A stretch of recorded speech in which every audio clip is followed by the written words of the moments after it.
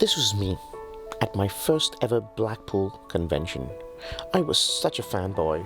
I'd get my photo taken with all of these famous magicians who were heroes of mine, feeling absolutely starstruck. They were lectures by performers I admired and wanted to emulate. And I'd be at the gala show overexcited and overstimulated, speechless and entranced by what I was watching. Now, more than 10 years later, a lot has changed. Actually, no, not really. All of that is still true, but there are a few changes. I'm now friends with many of these magicians I posed with in photos. I lectured a few years ago at the Spanish Halls, and I also got a chance to perform at the Sunday night gala. Do you know, I've been coming to this convention for about 11 years. I've never missed a single year. And that's all because of you, my friends. I am absolutely honored to be performing here for you today. I hope you enjoy the show.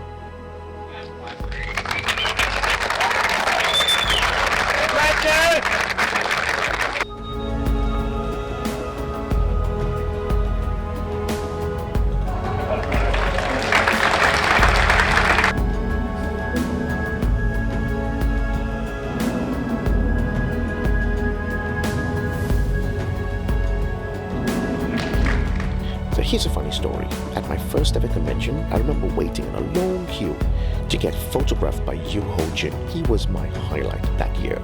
And after taking this photograph, I decided I wanted to do that one day. I wanted to be able to stand on that stage and lecture to people. What do you need to do?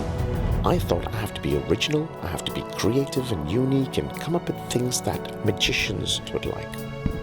And I created some of the most technical things I could think of. Because my background was a flair bartender, I could use those skills to create something so unique in magic that other people could not do. And I worked on that, worked really hard. I competed at the Magic Circle's Close-Up Magician of the Year, and I won that competition. And that's when I started getting recognized. Brendan Rodrigues!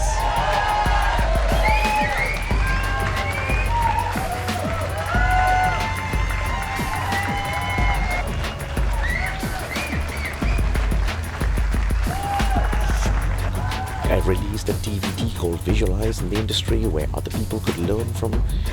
And 10 years later, I'm opening that very show on the gala show, and guess what? Yu Ho Jin was closing it.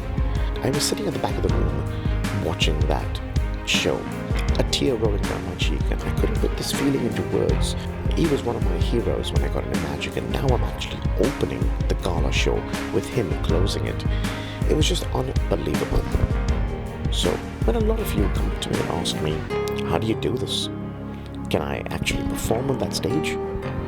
And my answer to you is, yes, of course you can, with a bit of hard work. And what I mean by that is, there are factors that come into play as well. For example, your magic should say something. By that, I don't mean it has to have a deep message, though that can be part of it, but it should stand out, represent who you are as a performer, as a person. Or in flight time, you have got to perform for people. A lot of people. I can't tell you how much my routines have changed once I started performing to people. So that's it. Hard work, find your voice, find your audience, and you will be there on that stage one day. Thank you very much. Have a wonderful day, and I'll see you soon.